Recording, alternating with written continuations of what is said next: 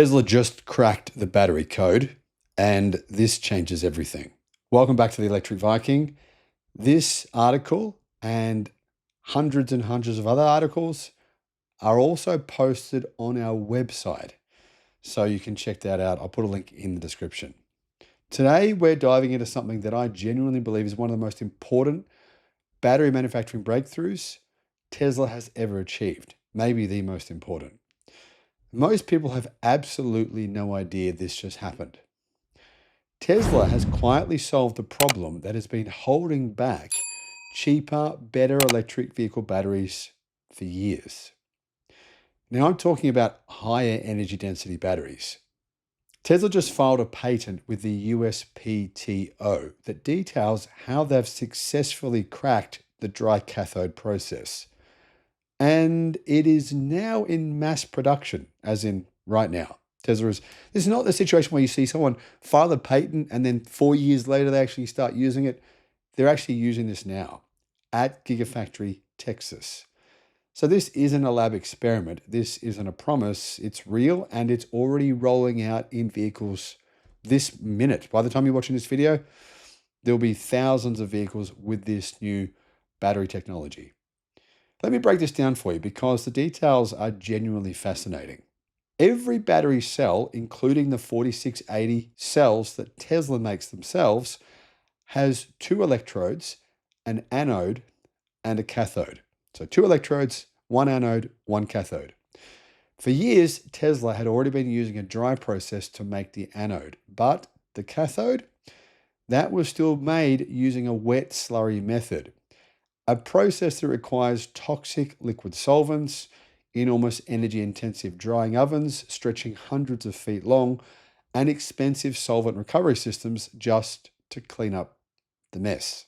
It's very messy. It's slow, it's costly, and it's a production bottleneck. On the Electric Viking website, I'll put a link in the description below. We have more articles about electric cars and battery technology than any other website that I'm aware of in the world. So check that out. Link is in the description. And there you'll find our videos and analysis and articles about everything going on in the EV world. Tesla's been working on this new dry coating process for years now. And in fact, it's not just been years, it's been more than 3 years, and they've finally done it. The breakthrough came down to a clever piece of materials science. I'm kind of curious to know if Tesla used AI to help them solve this. The problem with dry cathode powder is that it's brittle and it's abrasive. Try to coat it onto metal foil at high speed with solvents and it just falls apart. Tesla's engineering team found the solution through a composite binder system described in patent US 2025/036-4562 that combines PTFE, that's essentially Teflon, with PVDF, which is an extremely chemically resistant polymer used in demanding industrial applications. I mean, this is the kind of thing where there could be millions of possible combinations, and they found the right one. When this composite binder is processed through high shear jet milling, it physically splinters into a microscopic structure that looks, under a microscope, like a spider's web. The web mechanically locks all the active electrode particles together. No solvents are needed, producing a flexible, self-supporting film that can actually be handled and coated at high speed, which is what you need. I mean, if you're going to be mass producing batteries, you can't be slowing the production line for one part of the process. That's going to basically increase your costs enormously. Here's the other clever part of the battery. Tesla also optimized the particle size of the active cathode material. By using larger particles, the total surface area is reduced, which means the binder doesn't need to work as hard. That allows them to keep the total binder content below 2%, which is critical because too much binder blocks lithium-ion flow and kills performance. Now let's talk about manufacturing speed because this is where it gets really, really impressive.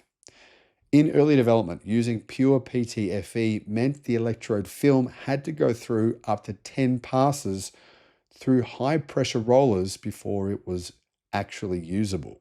10 passes through these rollers. That's way too many. And that is far too slow for building hundreds of thousands of cars per year. And it's probably part of the reason why the CEO of Cathode, the world's largest battery company, said that Tesla's 4680 battery was doomed to failure and it was never going to be successful. This new composite binder actually cuts that down to just 3 passes instead of 10. Tesla has effectively tripled their manufacturing throughput for cathode production in one single move. The financial impact of all of this is actually staggering.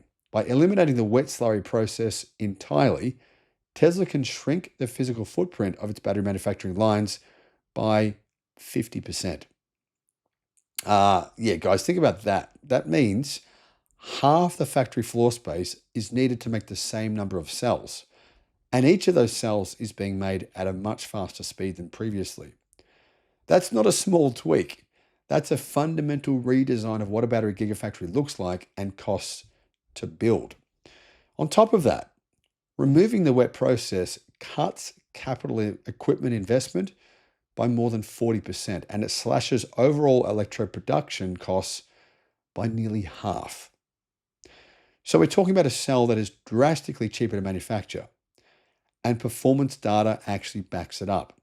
Now, how much cheaper is it to manufacture? Well, my estimate, based on everything we know so far, is that Tesla is now able to produce 4680 battery cells at a 50% reduction in overall cost. Remember, production speed is a huge part of the cost. These dry process cells retain around 90% of their initial capacity after 2,000 charge cycles. That's real world durability. And in fact, it appears that means Tesla's new 4680 cells last longer than the previous generation, and they're much cheaper to manufacture and much faster to manufacture.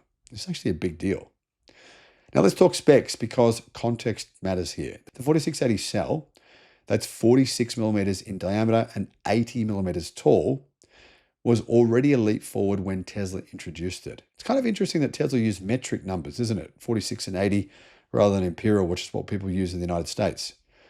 Each cell weighs 355 grams and stores 9 watt-hours of energy. A full pack in a Model Y long range contains roughly 830 of these cells, and that gives you around 7.5 kilowatt hours per module. The 4680 pack as a whole is structurally integrated into the vehicle, acting as part of the chassis. Tesla's so-called structural battery pack design, which has been copied now by more than 30 different car companies. These Gen 2 dry electrode versions of these same cells are what's now rolling off the line, the production line in Austin, Texas. And these are the same batteries that will be rolling off the production line in Nevada very soon. So where are these cells actually going? Which car can you buy that they come in? Well, Tesla confirmed during the Q4 2025 earnings call in January that Gigafactory Texas is already mass producing the fully dry Gen 2 4680 cells. Bon Eggleston, Tesla's VP of 4680 batteries, confirmed that both electrodes, anode and cathode, now use the dry process.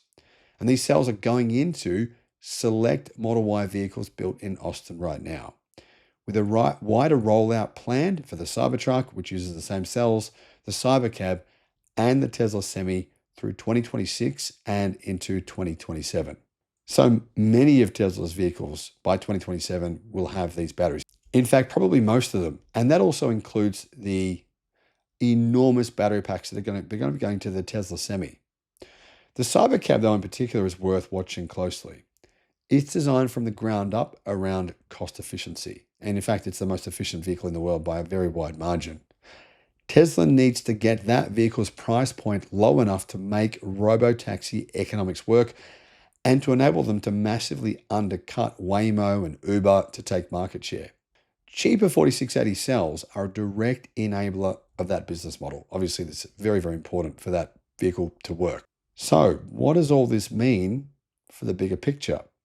It means Tesla is getting structurally close to the cost targets that make EVs genuinely competitive with and cheaper than combustion vehicles on a cost of ownership basis, not just on paper, but in the real world. Plus, the cost to buy these vehicles, it should go down.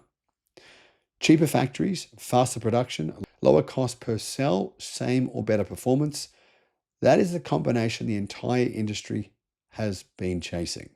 Other manufacturers are watching this very closely. Cathode, Panasonic, Samsung SDI, they all know that if Tesla has cracked dry electrode processing at both the anode and cathode level, the gap in manufacturing cost efficiency just got wider, not narrower. Guys, this is a very big deal, and I think it's going to be talked about a lot more in the coming months as these cells start appearing in more vehicles and the cost advantages start showing up in Tesla's margin numbers. If you found this video useful, hit the like button for me, please, because it genuinely helps this channel reach more people who care about the real technology behind the EV transition. Subscribe if you haven't already, and I'll see you on the next one. Thinking about getting solar, a home battery, or an EV charger? Check out Australia's best free comparison tool because it could save you a lot of money. Guys, click on the link below in the description and you can see how much you can save. Alternatively, give Resync a call. They are the guys who installed my battery and my home solar. I'll put a link to them as well in the description. Need expert advice on what car to buy, what solar system to get, what home battery to get, or potentially for your business? You can get, guys, a one-on-one consultation directly with me, 60 minutes of tailored guidance. This might help you avoid making a huge mistake spending money when you shouldn't, or potentially save you a massive amount of money. Click the link in the description below because I can assist you, and why not? The link is in the description.